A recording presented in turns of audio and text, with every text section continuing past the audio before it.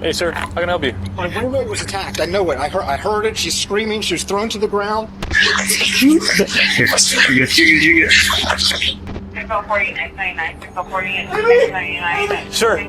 Sir, come here. This man just led police to a dead body. The victim, Amie Harwick, a celebrity sex therapist, was found lying unconscious under her third-story balcony. Officers were immediately suspicious of Amie's roommate, Michael Herman. Hey, can I see your hands? Yeah. That's where I poked it on the climbing over the fence. Oh, okay, got it. What do you think here? I don't know, dude. Something's off. He might be a suspect. He's got blood. The blood on Michael's hands and the signs of struggle found inside Amie's bathroom made it clear that this was a crime scene, and Michael is the prime suspect.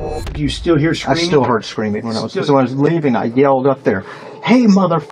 Because I wanted her to think I was coming upstairs, so maybe he'd stop and run. However, detectives began to have doubts. The further they investigated, the clearer it became that there was more to this crime than meets the eye. And as they dig deeper, they uncover that Amie had a history of troubled relationships and many people had it out for her. But one relationship stood out from the rest. One that was plagued with stalking, violence, and abuse, leaving disturbing clues that would lead detectives to one deranged killer.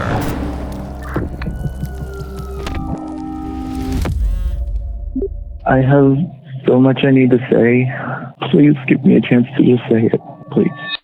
At 1:11 a.m. on February 15th, 2020, 911 received a harrowing call from Amie's roommate.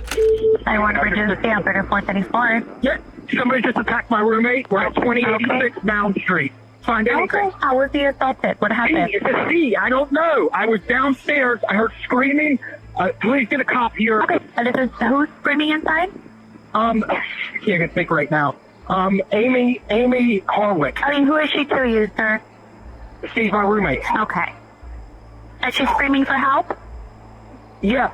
Okay. Did you see anything? No. Okay, so No, I heard her screaming, and I heard her being... All right, so I'm going to send out that somebody's screaming, okay? Since you didn't see anything. You don't know if she's being attacked, you're not sure. Yes, I know she's being attacked. I heard her got thrown to the ground. With sirens blaring, multiple law enforcement agents rush to the scene. The information that they have as they arrive is limited. All they know is that there is a situation with a screaming woman and that somebody appears to be in danger. As soon as they arrive, Michael Herman, Amie's roommate, is the first person to come into contact. Hey, sir. Hi. How can I help you? My roommate was attacked. I know it. I heard it. She's screaming. She was thrown to the ground. I couldn't find my phone. I couldn't find anything. Okay, hold on. Okay, so you have access to here? No. Is there anybody else inside the house? My roommate. Just your roommate by yourself? Yes. You didn't check on her? Dude, I heard screaming. I don't know if that guy had a gun or a knife. I came running I couldn't find my phone. So is there somebody else inside? Yes. I think there's Okay, sir, somebody do me a else in favor. Do me a favor. Calm down. Calm down. Other than your roommate, is there anybody else inside the house? I don't know. So you didn't see anyone? You just heard... No, I just heard her screaming. Have It you sounded called- like she got thrown to the ground. I've been calling for her through his windows. Nobody's answering. Nothing. So where's your key at? Inside, downstairs, the back door's open. Here, got my... Here. You're good. You're good. Your shit?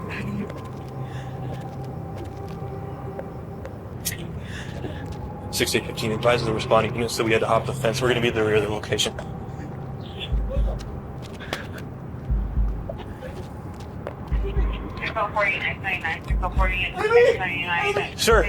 Sir, come here. Relax. Take a seat. Oh my God. Hey, we need to What was going on tonight? I was asleep. I've been asleep all night. When officers move into the courtyard, there lies Amie Harwick, 20 feet beneath her third-floor balcony, going into continuous seizures with glass surrounding her body. Bro, she's having a seizure. Oh, Jesus.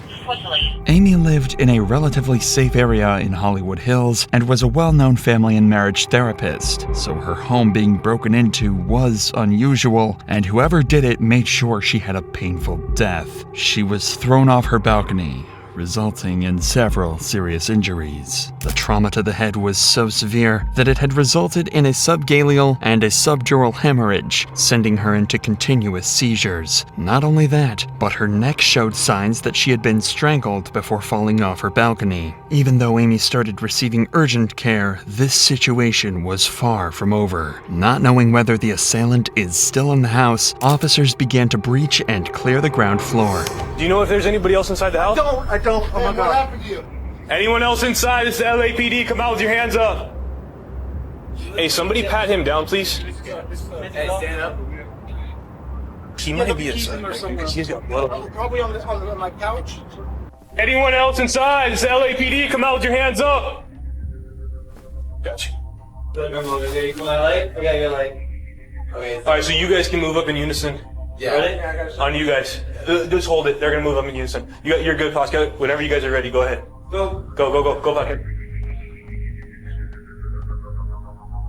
All right, I got an open room. There's a balcony to the top. All right. Got couches. Looks like a kitchen to the right.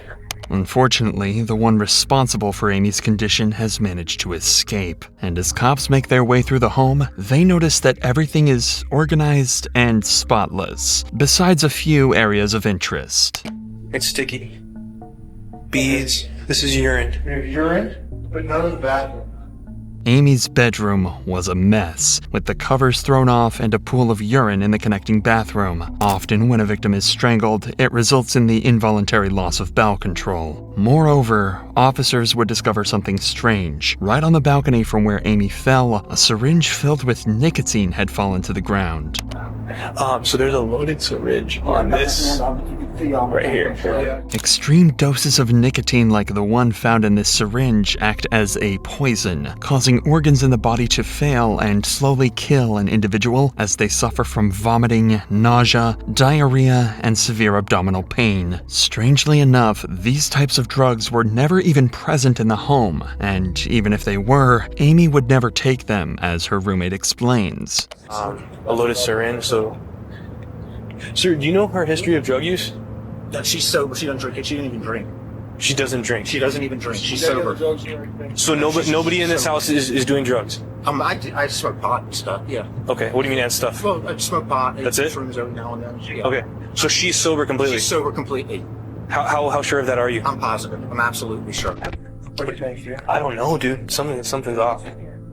That rig is loaded completely. Yes, hasn't been used yet. It hasn't been used. Hey, can I see your hands? Yeah. That's where I poked it on the climbing over the fence. Oh, okay, got it. So what about this one here? I don't know what that is. I guess from the fence too. Can you pull your sleeve back on this one right here? Oh no, on this one right here. This one. Can you flip it for me? Can you do me a favor? Look up. Can you pull your shirt down a little bit? Sure. It's really like shady. This whole thing's very weird. And then did you see that? How it's wrapped around them? It's weird. Although Michael seems incredibly suspicious, finding out whether he's guilty comes second. The first priority is to ensure Amie's survival, whose condition was worsening by the second. Her pulse was nearly non-existent, and she was rushed to a nearby hospital, where it was determined that she had sustained many serious injuries since dropping about 20 feet from the balcony, including lacerations to her liver and brain damage. And despite the best attempts from doctors, Amie Harwick was soon pronounced dead. The syringe filled with nicotine, Amie's injuries before the fall, and no missing items. These were all clues that this was not a burglary gone wrong, but a planned murder. For police, this would make sense because working as a specialized sex therapist, and one that was very public with several shows and media presence at the time, was risky. There could have been too many people who had it out for her, since therapists often have to deal with emotionally problematic and sometimes obsessive individuals. For now, though, Michael Herman was the only person around Amie when she was murdered, making him the first suspect. Michael was already a suspicious individual, as his frequent cannabis use led officers to believe that he had at least some knowledge of drugs and could be behind the nicotine syringe. But more telling was the fact that his arms were covered in blood and scratches, which made him look even more guilty. So to get to the bottom of this, Michael was brought in for an interview where he would stay adamant about his innocence. Can you remember? Do you still hear screaming? I still heard screaming when I was still hearing screaming. Now, and when we were at the house, you because that was when I was yelling. Because when I was leaving, I yelled up there, "Hey, mother!"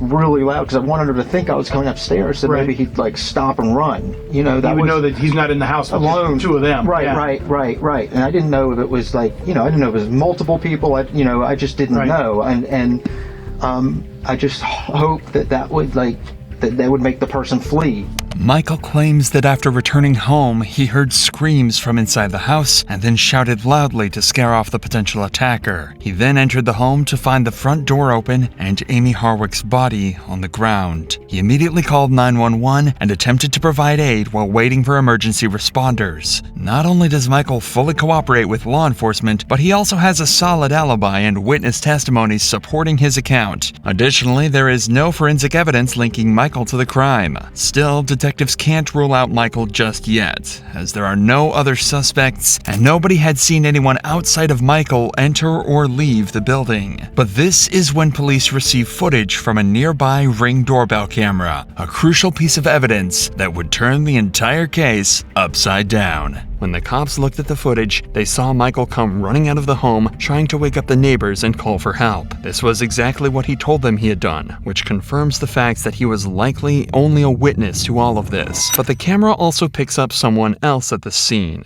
A strange male figure wearing gloves, hopping fences, and running through backyards. In many cases, this man can even be seen covering cameras with a gloved hand. Undeniably, this masked individual was the one responsible for this murder, but finding out who this could be was difficult. As they began looking into her life, there were very few people who wanted to hurt her. She was on good terms with her family and friends and had almost no enemies. So police began to believe that this may have been a case of one of Amie's past relationships coming back to haunt her. But yet again, almost all of her boyfriends came up clean. All but one of them, Gareth Pursehouse, a man who was reported by Amie's friends to be an obsessive ex-lover and someone who had previously stalked her. But before officers look into Gareth, they decide to consolidate all of the evidence they have first. Because of the presence of the syringe filled with pure nicotine, detectives believe that whoever broke into Amie's apartment intended to kill her by injecting her with the syringe, but that their plan somehow went awry. Amie began resisting, and a physical altercation occurred that would be proven by a black rosary that Amie had been wearing around her neck. Beads of this rosary were found trailing all the way from her bedroom to the balcony. Not only that, a black leather jacket that was turned inside out was also discovered at the scene. It is likely that the attacker snuck up behind her, grabbed her by her jacket, and a struggle ensued. The attacker then likely choked Amie, dragged her out to the balcony, and threw her over the top. With all of this in mind, officers began looking for somebody who would want to hurt Amie in this manner. Undeniably, the masked individual was responsible for the murder. However, identifying them could be challenging because, despite being a well-known public figure, Amie had no known enemies. Police start their investigation by questioning friends and family of Amie, looking for any clues on who could have committed this heinous crime, and it wouldn't take long for them to get a strong lead. Amie's friends revealed to police that about a month before her murder, they began receiving concerning messages from Amie. She expressed fear for her life, mentioning that she had recently encountered a stalker. A stalker which, it would turn out, she had an abusive relationship with a decade prior. 41-year-old photographer Gareth Pursehouse. Amie and Gareth had met 10 years earlier in 2011 when Gareth had worked as a photographer on a therapy event Amie attended. They dated briefly, but Amie's friends took note of the relationship being far from normal. In May of 2011, Amie tried to file a restraining order for the abuse she suffered in the relationship. Gareth often suffocated her, slamming her against the walls, dropped her on the ground, and punched her. Yet, somehow, this order was denied as authorities believed there was a lack of evidence. Of course, this meant a quick end to the relationship, at least for Amie. This was unacceptable for Gareth as he started obsessing heavily over Amie, and his emotional state worsened. But Amie was the one who'd have to face the brunt of Gareth's mental decline. In the months after the breakup, weird occurrences began happening at Amie's residence. She would walk into her home to find picture frames were smashed. Sometimes there would be roses taped to her front door, and on other occasions, Gareth would refuse to leave her doorstep for hours. A year later, in 2012, Amie tried to file another restraining order against Gareth because he had once again assaulted her and dragged her out of a car. Fortunately, this time, the order would be approved by a judge, barring Gareth from seeing Amie for 5 years. However, according to her closest friends, Gareth's behavior became even more creepy and intense in the years after the restraining order was issued. If Gareth couldn't see her physically, he'd tarnish her reputation on every one of Amie's social media pages. Every single time she posted, she would get derogatory comments, and all of her publications in her field as a therapist would get bombarded with comments criticizing and degrading her work. But things would take a turn for the worst 1 month before Amie's murder. On January 17, 2020, Amie was attending the XBiz Awards, where she was a panelist of an organization called Pineapple Support, which was meant to focus on therapy related to workers in the sex industry. However, as Amie was having drinks before her segment began, she would hear a familiar voice, Gareth's voice, who was working as a photographer at the event. At this point in time, Amie had not seen Gareth in nearly a decade, yet he would approach Amie, angry and upset, saying that she ruined his life. One of Amie's friends would outline what the two talked about as Amie called him for help. The first phone call, when she called, I couldn't hear. It was a lot of loud commotion. It was chaotic, so I couldn't understand, and I hung up. And then 30 seconds later, I received another phone call from her as well, and all I could hear amongst the chaos or the sounds that were sort of the loud sounds was, "Get the F over here." Initially seeing them walk away, I first checked in with my friend who called me, and she told me, "This guy is freaking out on your friend." So I then walked over to where the two of them had walked to, and as I was walking towards them, the only words I heard was, "You ruined my life, you bitch." After this event, Amie was extremely scared of Gareth and told friends and family that if anything happened to her, Gareth would be responsible, and he had sent her voice messages after the event. I have so much I need to say. Please give me a chance to just say it. Please. And her concerns were proven to be true, because when officers matched a picture of Gareth to the man seen on the Ring doorbell footage on the night of the murder, it was an exact match. But for authorities to be sure that Gareth is the same man they're looking for, they needed to search his home. Obtaining the warrant itself was not hard, because the sheer amount of evidence against Gareth gave officers reasonable suspicion to do so. However, this suspicion would soon turn into shock as syringes filled with nicotine were discovered in Gareth's home, exactly like the one found on Amie's balcony. Not only that, but Gareth himself had sustained injuries on his body and had bloody clothes scattered all over the home. But there was one piece of evidence that proved to be a definitive breakthrough in this case. A DNA comparison between the fingernail scrapings of Amie's body and Gareth would turn up an exact match. Detectives knew that this was exactly the man they were looking for. So by about 5:00 p.m. the day after the murder, the cops locate and approach Gareth Purse house. In the face of Gareth's history with Amie and him being caught on camera, officers decide to charge him with Amie's murder. While sitting in jail awaiting a murder trial, Gareth doesn't show an ounce of remorse. In fact, while on a jailhouse phone call with some of his buddies, he cracks jokes and makes light of the whole situation. He even tells them that, due to the public's interest in him, they could become millionaires by selling old jokes he told while working as a stand-up comic. But this is far from the strangest thing he says. Yeah, turn those into a book. Try to find a publisher that'll give you money ahead of time for that, just based on my name because of the media. Like, that could be $1 million. I don't know. But I do have a joke for you. What's the most feminine candy bar? Huh. Hershey's. At least you have your sense of humor. Yeah, you got your sense of humor. You're making the best of it in there. Yeah. Well, and also people were posting like crazy hate, and there's like, why bother? So you said you're not getting out. Correct. Ever. Is that what you're trying to say? Yes. I've seen what's coming at me, and it's not good. I'm not getting out. Super fun. Gareth Pursehouse has made it very clear that he believes he is going down for Amie's murder, and he has completely accepted that. One could likely assume that if this man were not truly guilty of this horrific crime, he would not be speaking this way. Despite this, Gareth was bonded out of jail before his trial began, but Gareth was certainly panicking because right after he was released on bond, the first place he visited was Los Angeles International Airport to escape the country. Normally, a person who has their bond posted is not allowed next to any airports or borders to prevent them from leaving the country, and if they're found doing so, they're arrested immediately and given no chance for a second bond. Exactly what would happen to Gareth as he was arrested once more.